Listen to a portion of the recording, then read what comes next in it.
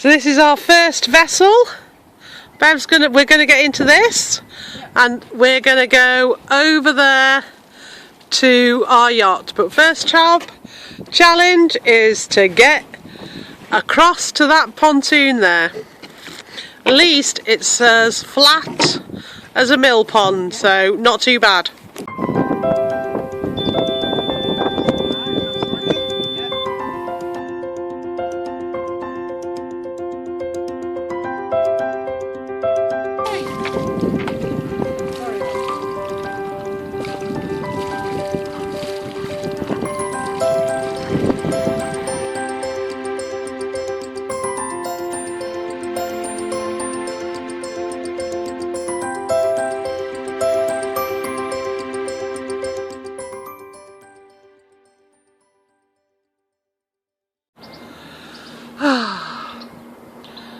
So difficult to film the early morning rise because the sun just overpowers everything.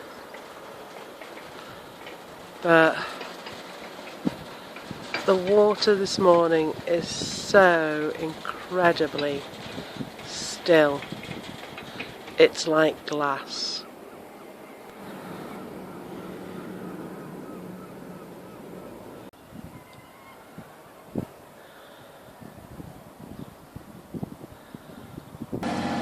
Half an hour out and I'm already on the helm. What we need to do once we turn south is put those sails up and have a go at that. But one step at a time. That's Lady Isle.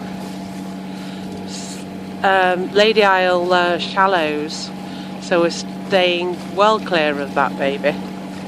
We're motoring out to start. Just to get ourselves used to the helm more than anything else, but this is a good day to start a motor because it's quite calm, and we'll get the sails out later so that we've all practiced.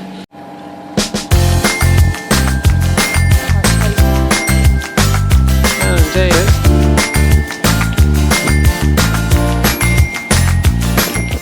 Haha, yippee doodah! I've got the sails up. But we are sailing.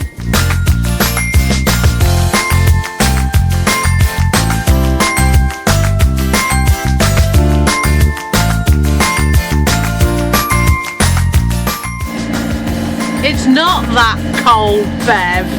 You're just putting it on.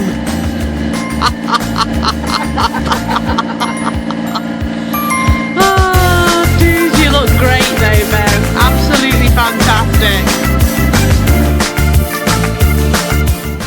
Our ensign is flying. Like you say, the Elsa Craig is definitely getting bigger, Beverly.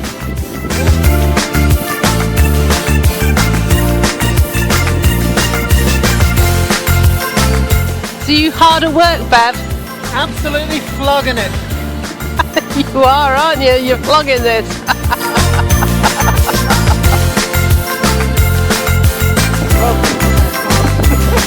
Well, that looks just wonderful, Bev.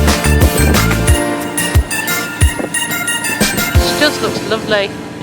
It's a real shame that we're having to make what I call passage at the moment, because the wind is coming straight down between the island over there and the land, and this would be a great day for just sailing between the islands.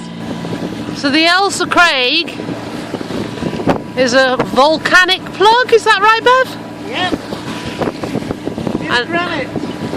And is used to make curling stones. A hell of a lot of curling stones will be needed to make that disappear.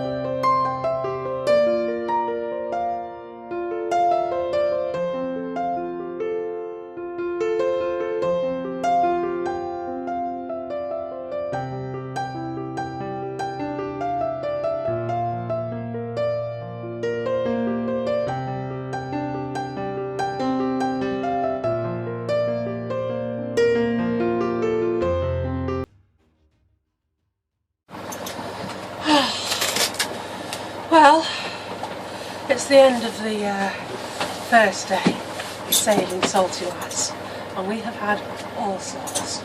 We've had beautiful, calm, glorious weather, and as you can see, we have had howling gale.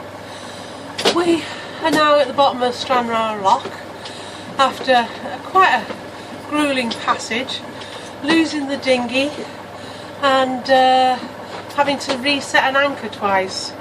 But we've done it and we're done. And quite frankly, all I can think of is one of our yachty friends, and he wants to know, was it an adventure? And quite frankly, it was.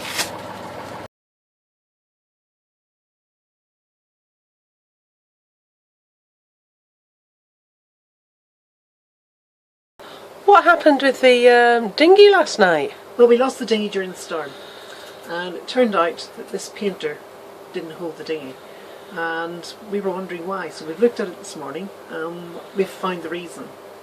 All vessels in the Lochbrine area, this is your causing We're getting a Coast Guard broadcast. Please listen on channel 14. Right. So what happens is we got this rope was on the boat. It's polypropylene, so it floats, so therefore it's a good rope to use for the dinghy. But we find this. If I use this to tie a bowl in, as you do, like so. That's a good bowling to me. Yeah. What we find is this rope has a spring to it, and if you take the pressure off, it just undoes. And we bounce it a few times. And it was bouncing like a cork last night. Yeah. So if you do this with a short shank coming through, as sometimes you do because you don't want a big long bit sticking out, like that. Once you've done that, as soon as the pressure comes off for any reason, and it's gone. and it's gone. So that's where and so was the dinghy. And that's where our dinghy went, wasn't it, Bev? That's why the dinghy went for a Burton. So this is not a good rope to have in a boat because you can't tie a knot in it that will hold because they just Spring. fall Right, back out. so what we're going to do with that rope? We're going to chuck it in the bin. Yay! Because that was a very, very expensive mistake, wasn't it, Bev? I've decided not to classify it as a mistake. Okay. We tied the right knot. Okay, maybe we could have tied a round turn and 2 half hitches, but that might have worked loose. This is a bad rope, and we had no way of knowing that when we used it. Yeah. So it's an expensive lesson, certainly, but we didn't actually do anything wrong other than we didn't test the knots in this rope before we used it. And who does that? You buy a rope, you use the rope. Well, in our case, we just had it on the boat and we just used it because it was there and we knew that it would float, and that was what... The previous owners had this in the boat for years. Yeah, and we were looking whether it would float or not. Yeah. But anyway, lesson learned, and that's it done. Right, Coast Guard.